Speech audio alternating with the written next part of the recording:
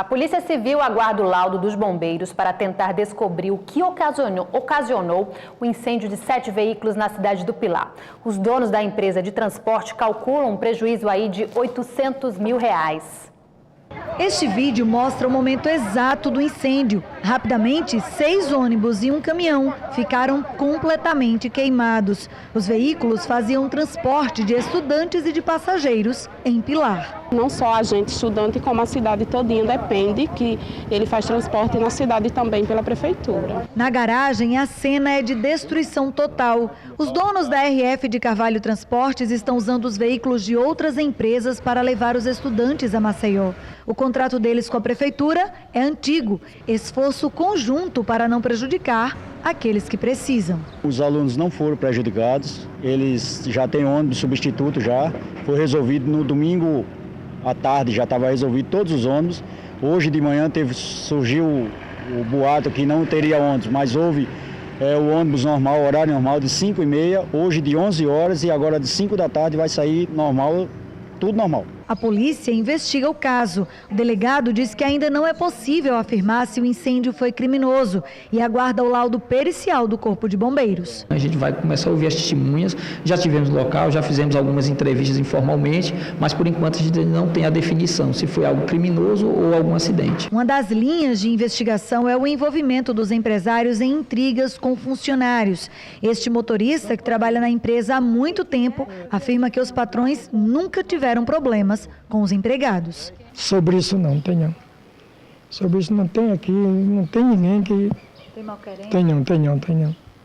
Os 2 irmãos tinham 15 ônibus, todos sem seguro. Portanto, o prejuízo calculado agora é de aproximadamente R$800 mil. Desespero, né? Mas Deus aqui é maior, né? Deus vai dar o que a gente perdeu, vai ajudar a gente a conseguir de volta, que a gente gosta de trabalhar, graças a Deus foi isso que ele deu. O Corpo de Bombeiros já iniciou a perícia no local, mas ainda não há data para a conclusão e divulgação do laudo. Uma tartaruga morta em Cruz das Almas chamou a atenção na tarde de ontem, no Dia Mundial do Meio Ambiente. O animal estava no calçadão da orla de Cruz das Almas. A tartaruga é da espécie oliva, muito comum no Nordeste do Brasil. Não se sabe a causa da morte do réptil. O que chamou a atenção foi como ela chegou na calçada. Há a possibilidade dela de alguém ter levado ela para o local. De acordo com o Instituto Biota, o corpo da tartaruga foi recolhido pela Viva Ambiental e levado à célula de animais mortos, no aterro sanitário de Maceió.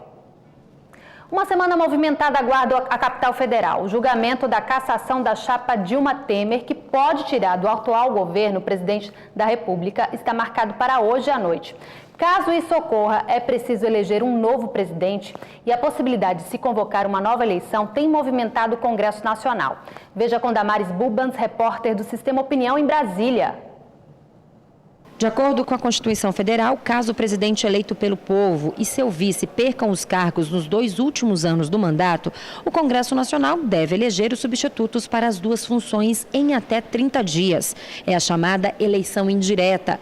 Mas algumas propostas estão tramitando no Congresso na tentativa de promover uma nova eleição, se Temer deixar a presidência da República antes do fim do mandato, em 2018. Aqui no Senado, a PEC 67 foi apresentada no final de 2016, e aprovada na semana passada pela Comissão de Constituição e Justiça. O texto muda a regra da eleição indireta, feita pelos senadores e deputados. Ela só passaria a acontecer caso a vacância fosse no último ano do mandato. Ou seja, se o presidente Temer deixar o cargo até outubro deste ano, uma nova eleição seria convocada. O senador do Rio Grande do Norte, José Agripino, não acredita que a proposta seja aprovada. Nem há tempo, nem eu acho que existam votos, nem no plenário do Senado e nem muito menos no plenário da Câmara. Então, as eleições diretas vão ficar sim e precisam ficar sim para 2018, conforme o calendário, conforme a Constituição e conforme aquilo que a lógica recomenda. A PEC 67 precisa ser aprovada em 2 turnos no plenário do Senado antes de seguir para a Câmara, onde novamente deve ser aprovada em 2 turnos, para assim começar a valer. Além da proposta que avança no Senado, uma outra PEC está na Câmara dos Deputados e prevê eleições diretas caso a vacância ocorra até 6 meses antes do fim do mandato. Essa proposta ainda não foi votada na CCJ da Câmara. Já a Assembleia Legislativa discute uma proposta de emenda constitucional que reduz o recesso do parlamento de 90 para 60 dias. Segundo o autor da PEC, esse é o maior período de descanso entre as assembleias de todo o país. Estes parlamentares estão entre os mais bem pagos do país. Somando todas as vantagens, cada um dos 27 deputados de Alagoas custa aos cofres públicos mais de R$200 mil por mês. Garante este deputado ao lembrar que os parlamentares alagoanos são os únicos com o direito a 3 meses de férias. Ele fez um projeto para reduzir a longa jornada de folga dos colegas. Para que isso avance, é necessário que a população também reaja contra isso. É necessário que elas incomodem, de certa forma, os políticos, que ela pergunte a cada parlamentar como é que ele vai votar, que compareça sim ao plenário aqui da Assembleia. Não é possível que em pleno 2017 o parlamentar não é o direito a ter férias de 90 dias, ele não tem esse direito a ter férias de 90 dias, ele tem, é um privilégio. O orçamento da Assembleia é de R$200 milhões por ano. Quase tudo é gasto com as folhas de pagamentos dos servidores e dos parlamentares. Trabalho por aqui só de terça a quinta-feira.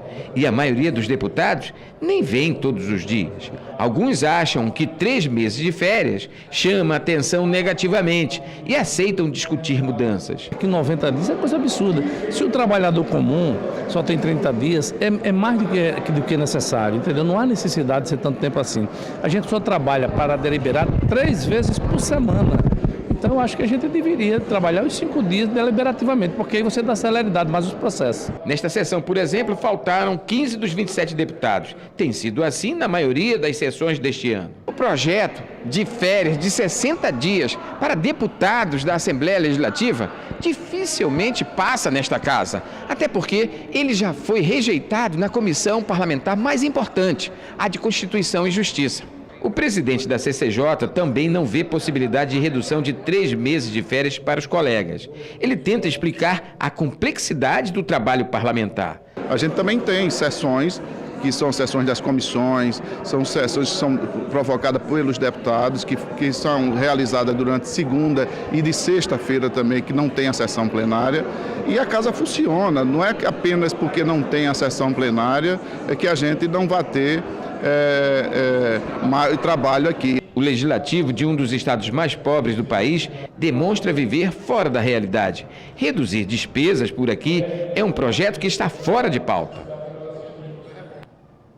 E a população precisa cobrar mais trabalho dos parlamentares.